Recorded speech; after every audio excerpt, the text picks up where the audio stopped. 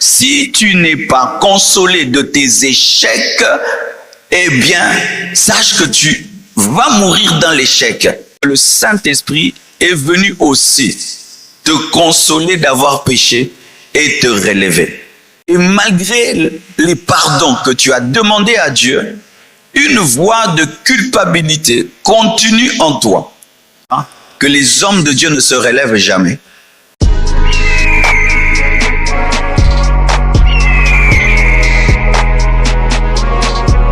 Il y a des gens qui sont ici, leur deuil, c'est le fait qu'un jour ils ont péché, ou ils ont même péché dans le monde, et malgré qu'ils sont en Christ, ils continuent à être culpabilisés par rapport à leur péché dans le monde, et d'autres, leur péché en Christ.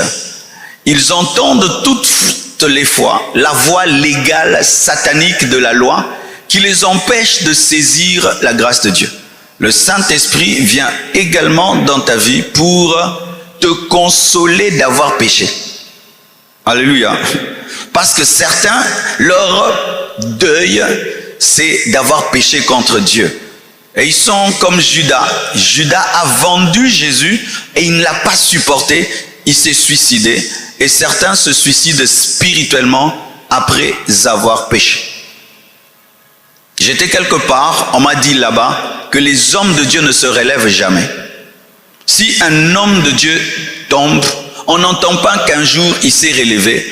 Parce que dans leur culture, ils ne se donnent pas une seconde chance. C'est leur manière d'être. Là-bas, on ne pardonne pas et les gens ne se pardonnent pas. De sorte que lorsque quelqu'un commet une bêtise dans le ministère, lui-même se trouve indigne d'avoir une seconde occasion de servir Dieu. C'est dans la tête. Amen. Hein? Et tu peux être là aussi. Dans ta vie secrète avec Dieu, tu as commis quelque chose. Et malgré les pardons que tu as demandés à Dieu, une voix de culpabilité continue en toi. Sache que le Saint-Esprit est venu aussi te consoler d'avoir péché et te relever. Regardez nos enfants. Lorsqu'ils courent et puis ils tombent, qu'est-ce que nous faisons nous les parents? Tu cours vers lui. Et puis pendant qu'il pleure, tu souffles sur la plaie, tu dis ne pleure pas, hein, ne pleure pas, hein, ça va passer, hein, n'est-ce pas? Tu le consoles. Il est tombé, mais tu le consoles d'être tombé. Et le Saint-Esprit aussi te console d'être tombé. Car si il ne te console pas d'être tombé, tu vas te culpabiliser et mourir culpabilisé. Judas n'a pas entendu la voix de l'Esprit pour saisir la grâce. Mais Pierre a entendu la voix de l'Esprit pour saisir la grâce. Alléluia. Certains, vous avez commis une grave erreur dans votre vie. Il m'arrivait quand j'étais païen et même dans ma marche avec Dieu, tu fais quelque chose et tu te rends compte que c'était pas une bonne décision. Des fois, tu as envie de te taper. Amen. Hein? Ça t'arrive, hein? Tu te dis, mais comment? Tu as envie que la vie rentre en arrière et puis que tu fasses bien cette chose. Je vous ai raconté mon histoire. Une fois, j'habitais chez mon oncle et il avait mis ses pieds là. Il regardait la télé. Personne ne passait devant lui. Je ne sais pas pris par quelle rébellion là. J'ai sauté, enjambé ses pieds. Pourquoi? Parce que dans la maison, on le traitait comme un roi. Alors je voulais lui montrer qu'il n'est qu'un homme. Et là, alors j'ai voulu le briser. Imagine, toi, tu es un petit là, de 21 ans. Tu veux briser quelqu'un dans sa propre maison. Et j'ai enjambé ses jambes. Et puis tout le monde m'a regardé comme un fou. Et moi-même, je me suis dit vraiment que j'étais fou. Comment je pouvais faire ça? Et tu sens, tu as envie de... Et ça fait que tu te reprends, il faut que l'Esprit te dise, tu l'as fait, c'est passé, tourne la page, continue la vie. Il faut entendre l'Esprit par rapport à cela. Si tu n'es pas consolé de tes échecs, eh bien, sache que tu vas mourir dans l'échec. Tu dois entendre la voix de l'Esprit te consoler de tes échecs. Vous comprenez ce que je suis en train de dire, hein? C'est une option autre, amen, hein, dans la dimension de la consolation, parce que nous pensons que l'Esprit de Dieu ne nous console que dans les deuils, parce que nous présentons souvent, le consolateur, quand tu as perdu un être cher. Le Saint-Esprit te console aussi de tes échecs. Tu peux prendre une mauvaise décision et puis qui te donne 10 ans de retard dans la vie. Et chaque fois dans ta vie, tu dis c'est parce que j'avais pris cette décision. C'est pourquoi l'Esprit de Dieu vient aussi te consoler de cet échec-là. Alléluia. Le jour que vous aurez un vrai choc de la vie, une vraie persécution, vous voyez ce que je vis ces derniers temps, des vrais combats, des vraies injustices. Si tu n'as pas au-dedans de toi la capacité de te laisser consoler par le Saint-Esprit, quand je dis consoler, c'est aussi assister, fortifier. Amen. Hein? Ça te détruira.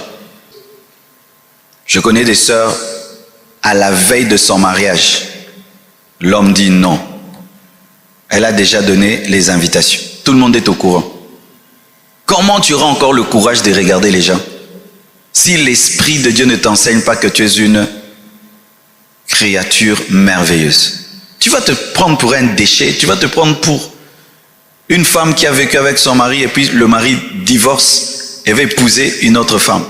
Cette femme-là, si l'Esprit de Dieu ne te console pas de ce divorce, quand tu te regardes dans un miroir, tu vas penser que tu n'es rien. Alléluia. Il y a tellement de domaines de nos vies qui ont besoin de la consolation du Saint-Esprit. Alléluia. Quand tu pleures, quand tu agonises, quand tu souffres, va chercher seulement la plénitude de l'Esprit. Alléluia. Dis seulement, Saint-Esprit, j'ai mal, remplis-moi. Alléluia. Et lorsqu'il te remplira, tu seras consolé. La présence du Saint-Esprit console. Alléluia. Console. C'est pourquoi apprends à t'enfermer. Tu pleures, tu as trop mal, enferme-toi. Souvent, les gens n'aiment pas laisser les gens qui souffrent seuls.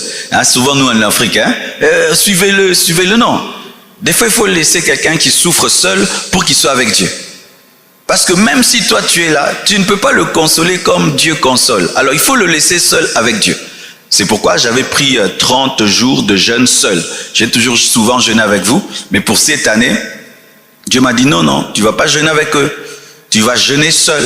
J'ai pris 30 jours, j'avais besoin d'être moi et Dieu. Pas l'église ni personne, moi et Dieu. Amen.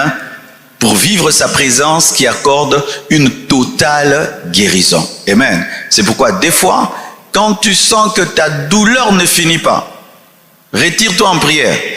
Tu vas te retirer dans le jeûne, la prière, pour que Dieu te console. Oui, on ne jeûne pas, on ne prie pas seulement pour avoir la puissance, l'onction, non. Pour seulement que la présence de Dieu te console. Car seulement quand il te dit, je suis là, tu es en train de pleurer, il te dit seulement, je suis là, je suis avec toi, ça te console. Alléluia. Tu ne seras pas guéri en étant dirigé par toi-même. Tu seras guéri en te laissant diriger par le Saint-Esprit, en te laissant enseigner par le Saint-Esprit, en te laissant consoler par le Saint-Esprit.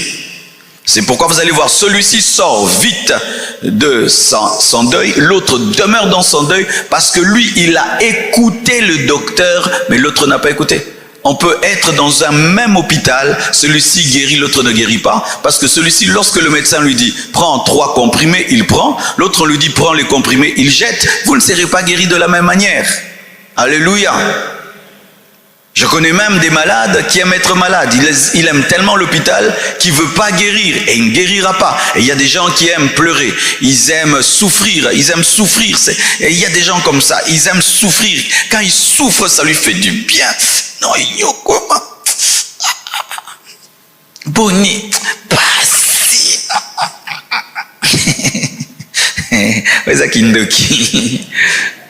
Alléluia.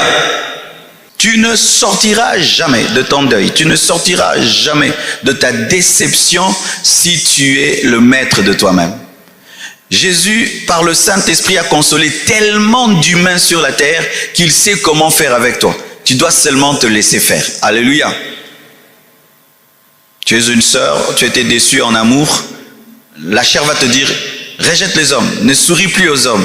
Mais le Saint-Esprit va te dire, ne ferme pas ton cœur, donne une seconde occasion, quelqu'un de bien viendra.